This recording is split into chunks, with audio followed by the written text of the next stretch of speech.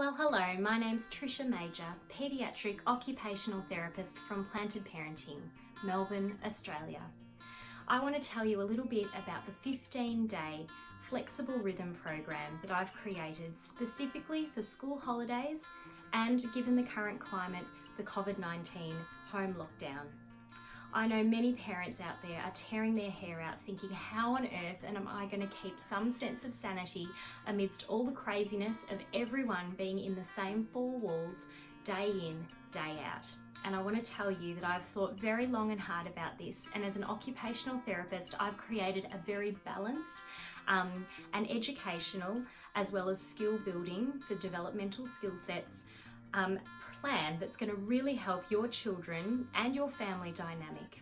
There is nothing that means more to me than families having a positive dynamic, and I know that in times like this, particularly school holidays, parents have been not just filling their bunkers with food and pasta and toilet paper, but they've also been filling their bunkers with self-medication things like chocolates, treats, as well as trips to Dan Murphy's for a little bit of the hard stuff for those trying moments.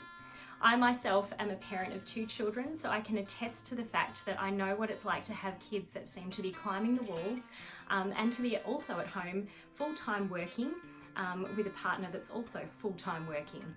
So today I would like to share with you a little bit about my program. I'm going to share with you first about the free downloadable PDF that is available on my website, www.plantedparenting.com.au. Now this is the free one. It's called A Flexible Rhythm because I didn't want any parents out there feeling like they've got parent failure come 9 a.m. and the kids are still running around in pajamas and nothing's happened. So this is all about flexibility but a sense of rhythm. As human beings, we're each designed and made with a circadian rhythm, a rhythm that wakes us at a very similar time each day, that craves food at regular intervals, and also a rhythm that wants us to go to sleep at regular times as well. So with that in mind, I've created this little program and I've balanced sedentary activities as well as movement activities, which I'll go through with you now. So the first thing in the program is to wake up and have a lazy PJ brekkie. Stay in your pajamas, make it fun, make it interesting, be casual, have cartoons on, whatever works for your family. It is not structured school time, but it is a time where you can be instilling some form of rhythm and structure for your family. The second thing is to get organised for the day. Make your bed, brush your teeth, and tidy your room. The first activity for the day after getting ready is a movement break or heavy work. And in the circles over here, in the corresponding colours, there's a little bit of a clinical explanation of why this is important. Then there's some construction time. Construction's really amazing for developing a child's creativity and ability to think outside the box and do things a little bit differently and think flexibly. The next thing on the schedule is morning tea, and getting kids involved in food preparation is a key to try and minimise fussy eating. Then we've got some handwriting time. Now some of you may think, I've got preschoolers, is this going to work for me? That's totally fine. Mix it up, make it drawing time. Make it another sort of time that involves pen and paper, or even paintbrush and easel, whatever works for you and whatever you're comfortable with as a parent. Our next activity is a movement break or some more heavy work. Again, referring to the pink circle here that's going to outline further why this is important and how it can build into your child's developmental abilities.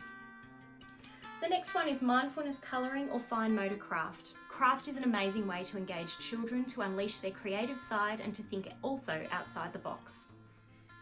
Then there's another movement break or heavy work, followed by lunch and 1 hour of outdoor free play. Rug your child up. It may be cold outside or it may be raining. Put them in a raincoat. I know in Scandinavia the kids go and play outside regardless of rain, hail or shine, and the same in Japan, and it's snowing there quite a lot of the year. So this program is something that is backed by lots of educational things that countries are doing all around the world. In that 1 hour lunch break, that's a time to put the kids out and for you to catch up on the things that are important for you. It can be self-care time, it can be emails, it can be work phone calls, whatever works for you. Then there's a time after lunch to visit an online museum or zoo tour or an outdoor scavenger hunt, whatever takes the fancy for your kids.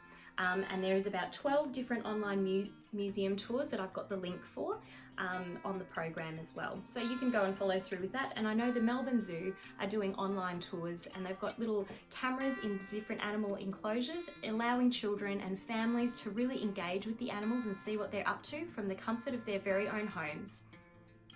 The next thing, after doing a sedentary activity, it's so important to do a movement break or a heavy work break. Again, referring to the pink circle about why this is important and beneficial. Following that, afternoon tea. Again, have a picnic inside, have a picnic outside in the backyard, or maybe have a sit on the front step and have a chat to a neighbour across the street.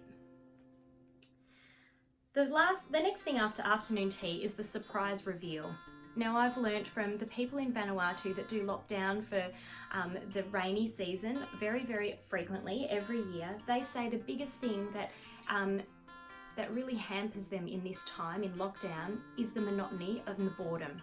And so by having something that is a surprise, it builds anticipation for a child.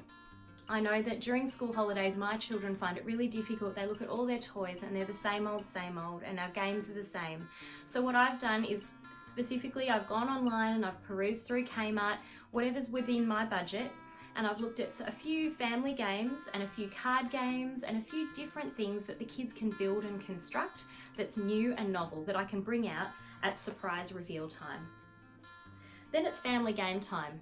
Use that time to interact as a family, sit down, have a laugh, play Monopoly Junior, play Go Sushi, play Sleeping Queens, you might just play Go Fish. It just depends what your child's interests and abilities are, but there is definitely a game out there for you. And if you're unsure, please send me an email or inbox me, and I'd be more than happy to send you a list of games that would be age appropriate for your child's developmental skills and age. Then cooking dinner together. Involving children in meal preparation, I guarantee will make them more likely to try and interact positively with the food that's placed on the dinner table. And if preparing food with your children is just your worst nightmare, that's totally fine. It could be a perfect opportunity to give them some well-deserved screen time, or they can play outside, whatever works for you and your family. Eating together as a family is something that I, as an OT, reinforce time and time again. It helps to develop and foster positive family relationships. It enables to develop communication skills. It enables to develop good table manners, and it also helps with that positive interaction with food. If everyone at the table is eating the same thing at the same time and engaging positively about that food. Then it's bath or shower time and brushing teeth, and books and thankfulness and reflection. It's really amazing to see that happiness increases by 25% when you list 3 things that you're thankful for each and every day. So that's something we like to practice in our family. Whether you're spiritual, religious, or anything else, there is always something that we can be thankful for. And I think it's important to be making note of that, especially in times when we're stuck in the same 4 walls and we think we're in a bit of a dire situation. And the last thing, bedtime. This means the kids are in bed, and it also means that you get to kick back, sit on the couch, either catch up on some work, binge on Netflix, whatever works for you. So that's just a little way about the flexible rhythm schedule and how it can work for you and your family. This is the free download available on www.plantedparenting.com.au. I hope it really helps shift the positive dynamic in your home to be even better than it currently is. You can be the change.